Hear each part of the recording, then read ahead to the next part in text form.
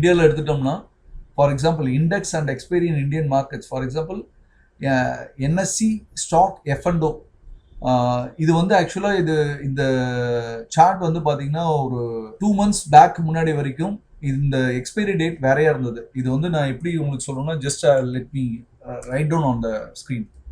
Stock NSC stock F and O அப்படின்னு எடுத்துட்டோம்னா months last Thursday. For example ஒவ்வொரு மாதமும் கடைசி வியாழக்கிழமை எக்ஸ்பைரி ஆகும். நிஃப்டி இண்டெக்ஸ் ஆப்ஷன்ஸ்ன்றது எவ்ரி தேர்ஸ்டேவாக இருந்தது. லாஸ்ட் மந்த் வரைக்கும் எவ்ரி தேர்ஸ்டேவாக தான் இருந்தது. இப்போ எவ்ரி டியூஸ்டேவாக மாற்றிட்டாங்க. டியூஸ்டே.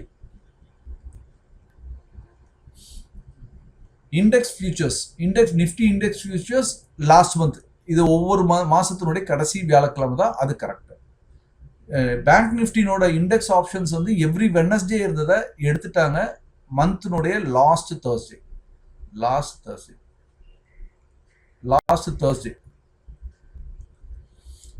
நிஃப்டி இண்டெக்ஸ் ஃபியூச்சர்ஸ் மந்த்னுடைய லாஸ்ட் வெட்னஸ்டே. ஃபின் நிஃப்டி இதுவும் எடுத்துட்டாங்க, எவ்ரி தேர்ஸ்டே இருந்ததை எடுத்துட்டாங்க மந்த்னுடைய லாஸ்ட். ஃபின் நிஃப்டி இண்டெக்ஸ் மந்த்னுடைய last. Sensex index options every Friday இருந்ததை எவ்ரி தேர்ஸ்டேவா மாத்திட்டாங்க.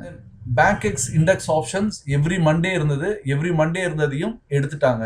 இப்போ கிடையாது, எவ்ரி மண்டே கிடையாது. மந்த்னுடைய லாஸ்ட் மண்டே கூட கிடையாது, லாஸ்ட் தேர்ஸ்டே தான். எதுவுமே லாஸ்ட் மண்டேவே கிடையாது, எல்லாமே லாஸ்ட் தேர்ஸ்டேக்கு வந்துருச்சு. எல்லா ஆப்ஷன் எல்லா இதுமே இண்டெக்ஸுமே லாஸ்ட் தேர்ஸ்டே எக்ஸ்பைரி அப்படின்னு வந்துருச்சு.